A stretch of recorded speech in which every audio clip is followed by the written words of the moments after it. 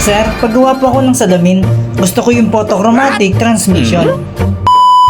Hi guys! Another salamin, another day. Ako nga pala si Jed, technician ng salamin dito sa Quiapo, Manila. Ngayong araw, pag-usapan natin ang isang madalas na tanong dito sa shop. Ano ba talaga ang tawag sa lens na kusang tumidilim kapag nasinaga ng araw? Minsan, may mga customer na nagsasabi, Kuya, gusto ko po yung photochromatic o kaya transmission lens. Pero mga kasalamin, ang tamang tawag po talaga dyan ay photochromic transition lens. Ano ang photochromic transition lens? Ito yung klase ng lente na klaro kapag nasa loob ng bahay o opisina. Pero kusang dumidilim kapag na-expose sa UV light o araw. Perfect ito para sa mga lagi nasa labas at ayaw na magbitbit pa ng sunglasses. Bakit nga ba maganda ang photochromic transition? Syempre, ito ay protection para sa UV rays. Hindi lang ito para sa style, kundi para rin sa health ng mata mo. Practical ito na 2-in-1. Parang kape lang na 3-in-1. Pero syempre, doon tayo sa salamin na 2-in-1.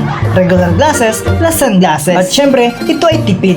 Hindi mo na kailangan bumili ng hiwalay na shade. Ngayong araw, si Sir ay nagpagawa ng progressive photochromic transition lens. At ito ang napili niyang frame. Gaya ng palagi kong ginagawa, sinilip ko muna ang tamang grado based sa reseta ni Doc. Kinat ko na rin ang lens gamit ang cutter. At pagkatapos, hinasa ko na din ito gamit ang edging machine. Pagkatapos ng ilang minuto, ready na ito ibigay para kay Sir. At syempre, itetest din natin ito gamit ang UV tester para ma-check ang photochromic effect. Shoutout nga pala kay Ma'am and Sir. Suki namin sila dito sa shop. Maraming salamat po sa inyong tiwala, Ma'am, para sa inyong salamin. So, ayun mga kasalamin, sana kahit papano, naliwanagan na kayo tungkol sa photochromic transition lens. Kung balak niyo magpagawa ng salamin, at least may idea na kayo. Huwag niyo nang uulitin, tatawagin pa ng photochromatic transmission dahil hindi yan sasakyan. Don't forget to like, follow, what is share ang video na to. Hanggang sa susunod na video mga kasalamin, thanks for watching!